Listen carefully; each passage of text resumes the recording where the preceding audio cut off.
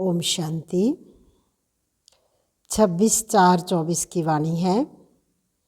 आज बाबा ने कहा, मीठे बच्चे, शरीर निर्वाह अर्थ कर्म करते हुए बेहद की उन्नति करो। जितना अच्छी रीति बेहद की पढ़ाई पढ़ेंगे उतनी उन्नति होगी। प्रश्न, तुम बच्चे जो बेहद की पढ़ाई पढ़ रहे हो, इसमें सबसे ऊंच डिफ़िकल्ट सब्जेक्ट कौन सी है? उत्तर है, इस पढ़ाई में सबसे ऊंची सब्जेक्ट है भाई भाई की दृष्टि पक्की करना। बाप ने ज्ञान का जो तीसरा नेत्र दिया है, उस नेत्र से आत्मा भाई भाई को देखो। जरा भी आंखें धोखा ना दे, किसी भी देहधारी के नाम रूप में ना जाए। बुद्धि में जरा भी विकारी छीछी संकल्प ना चले। यह है मेहनत। इस सब्जेक्ट में पास होने वाले विश्व का मालिक बन जाएंगे। ओम शांति। बेहद का बाप बैठ बेहद के बच्चों को समझाते हैं। हर एक बात एक हद की होती है, दूसरी बेहद की होती है। इतना समय तुम हद में थे, अब बेहद में हो। तुम्हारी पढ़ाई भी बेहद की है। बेहद की बादशाही के लिए पढ़ाई है। इसमें बड़ी पढ़ाई, इससे बड़ी पढ़ाई कोई होती नहीं। कौन पढ़ाते हैं? बेहद का बाप भगवान। शरीर निर्वाह अर्थ भी सब कुछ करना है, फिर अपनी उन्नति के लिए भी कुछ करना होता है। बहुत लोग नौकरी करते भी उन्नति के लिए पढ़ते रहते हैं। वहाँ है हद की उन्नति, यहाँ बेहद के बाप के पास है बेहद की उन्नति। बाप कहते हैं हद की और बेहद की दोनों उन्नति करो। बुद्धि से समझते हो, हमको बेहद की सच्ची कमाई अब करनी है। यहाँ तो सब कुछ मिट्टी में मिल जाना है। जितना जितना तुम बेहद की कमाई में जोर भरते जाएंगे, तो हद की कमाई भी बाबा कहते भूलती जाएगी। सब समझ जाएंगे अब विनाश होना है। विनाश नज़दीक आएगा तो भगवान को भी ढूंढेंगे। विनाश होता है तो जरूर स्थापना करने वाला भी होगा। दुनिया तो कुछ भी जानती नहीं। तुम प्रजापिता ब्रह्मा कुमार कुमारियां भी नंबरवार पुरुषार्थ अनुसार पढ़ाई पढ़ रहे हो। हॉस्टल में वह स्टूडेंट रहते हैं जो पढ़ते हैं, परंतु यह हॉस्टल तो न्यारी है। इस हॉस्टल में तो कई ऐसे ही रहते हैं जो शुरू से चले आए, वह रह गए हैं। तुम बच्चों को भी संभालते थे, फिर उनमें कितने चले गए। बगीचे में फूल भी देखो, पक्षी भी देखो, कैसे टिकलू टिकलू करते हैं। यह मनुष्य सृष्टि भी इस समय ऐसे है। हमारे में कोई सभ्यता नहीं थी। सभ्यता वालों की महिमा गाते थे। कहते थे हम निर्गुण हारे में कोई गुण नहीं। भल कितने भी बड़े आदमी आते हैं, फील करते हैं कि हम रचयिता बाप और रचना के आदि मध्य अंत को नहीं जानते हैं। फिर वह किस काम के? तुम भी कुछ काम के नहीं थे। अब तुम समझते हो बाप की कमाल है। बाप विश्व का मालिक बनाते हैं, जो राजाई हमसे कोई भी छीन नहीं सकते। जरा भी कोई विघ्न डाल ना सके। क्या से हम क्या बनते हैं। तो ऐसे बाप की श्रीमत पर जरूर चलना चाहिए। भल दुनिया में कितनी ग्लानि हंगामे आदि होते हैं, ये कोई नई बात नहीं है। 5000 वर्ष पहले भी ऐसे हुआ था। शास्त्रों में भी है, बच्चों को बताया है। यह जो भक्ति मार्ग के शास्त्र हैं वह फिर भक्ति मार्ग में पढ़ेंगे। इस समय तुम ज्ञान से सुख धाम में जाते हो, इसके लिए पूरा पूरा पुरुषार्थ करना चाहिए। जितना अब पुरुषार्थ करेंगे उतना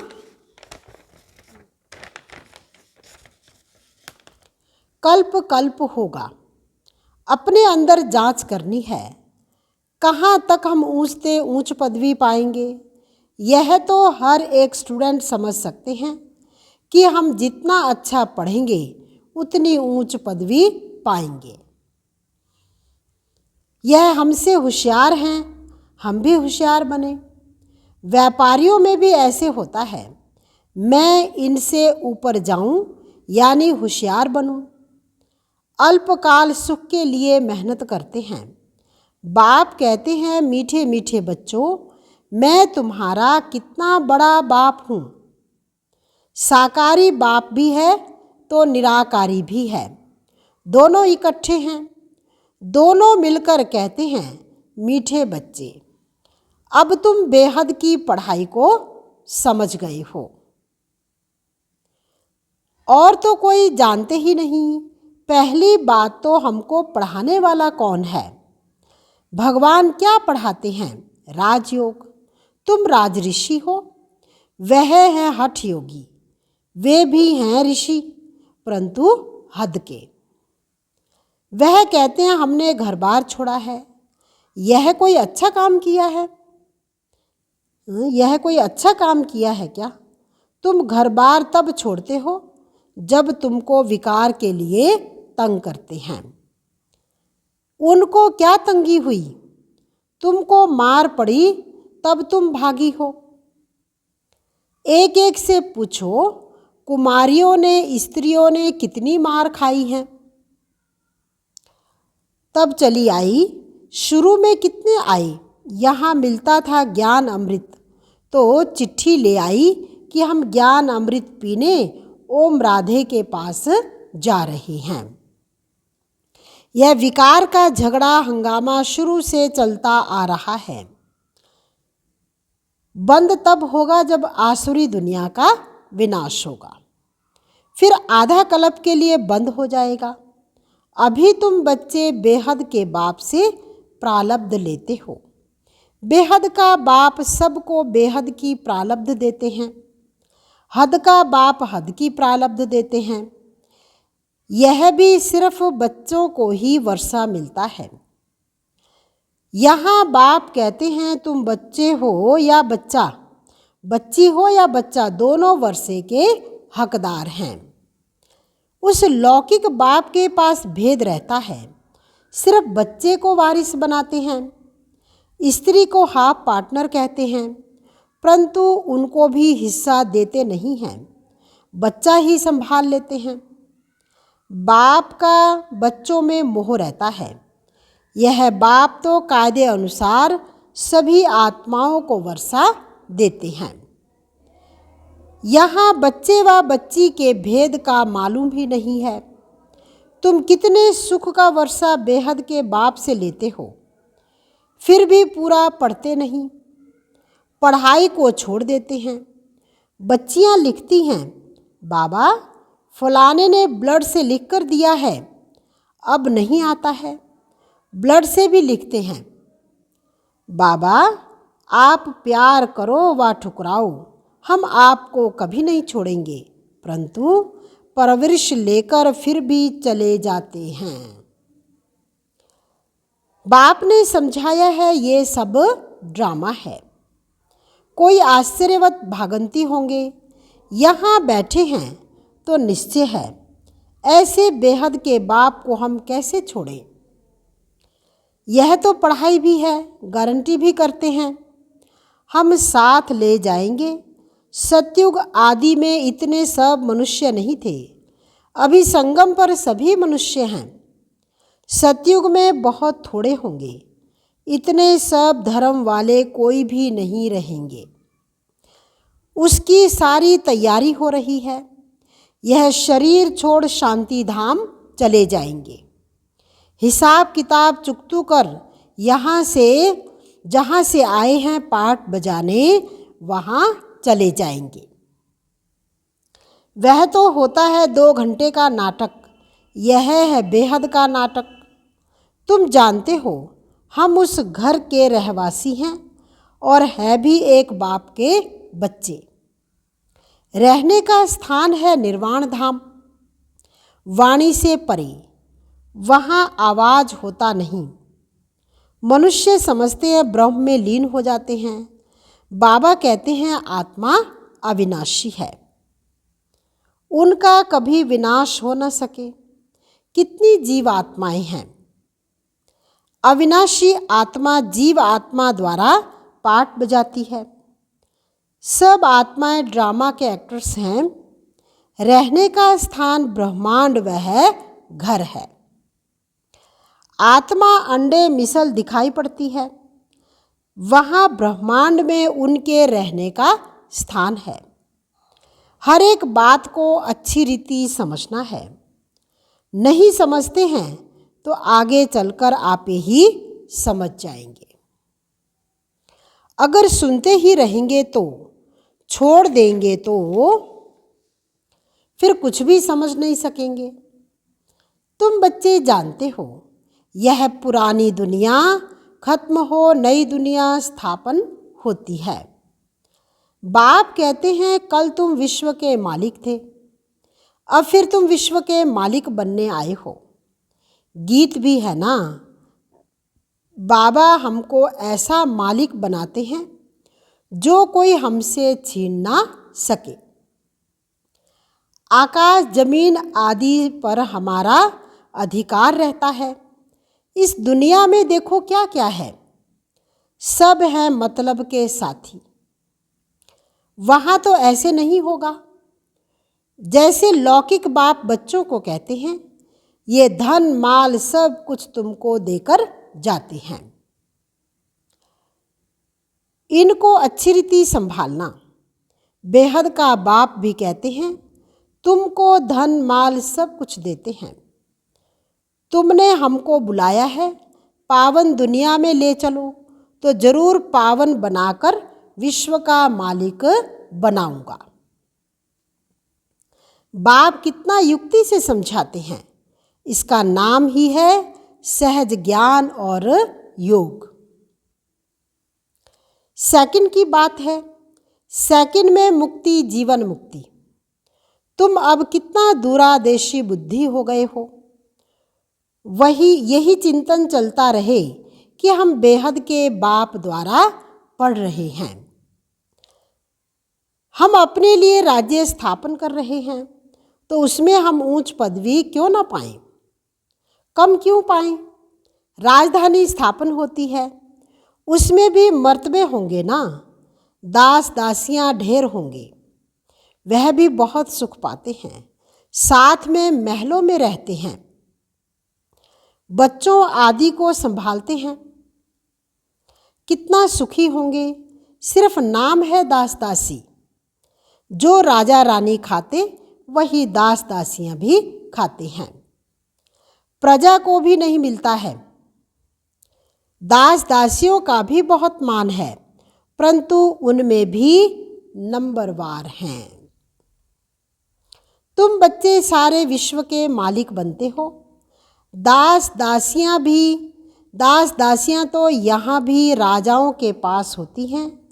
प्रिंसेस की जब सभा लगती है, आपस में मिलते हैं तो फुल श्रृंगार किए हुए होते हैं, ताज आदि सहित होते हैं।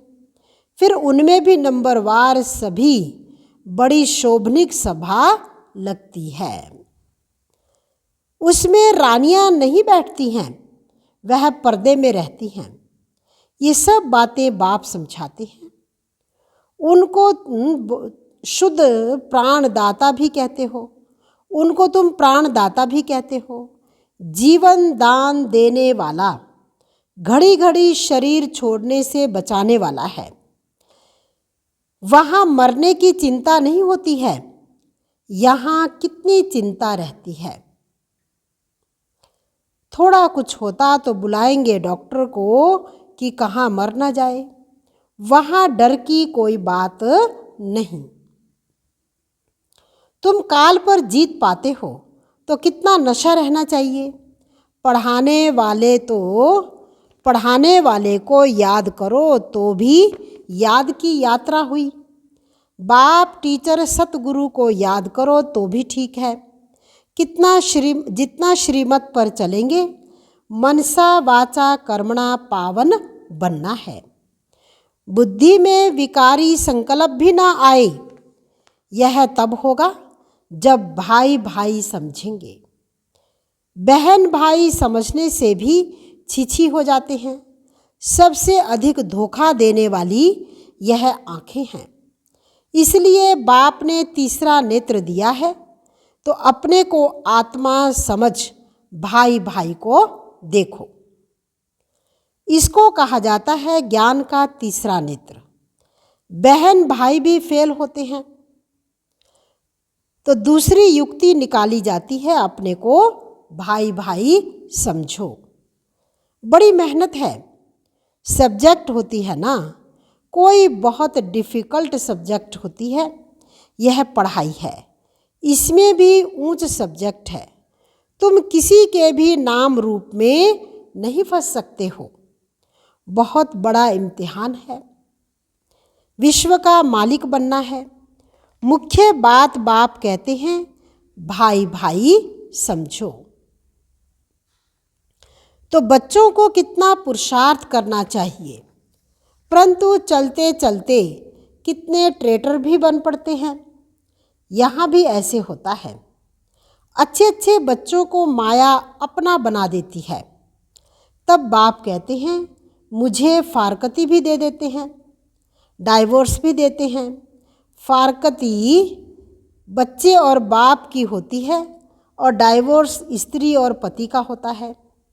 बाप कहते हैं, हमको दोनों मिलते हैं। अच्छी अच्छी बच्चियां भी डाइवोर्स दे जाकर रावण की बन जाती हैं। वंडरफुल खेल है ना, माया क्या नहीं कर देती है।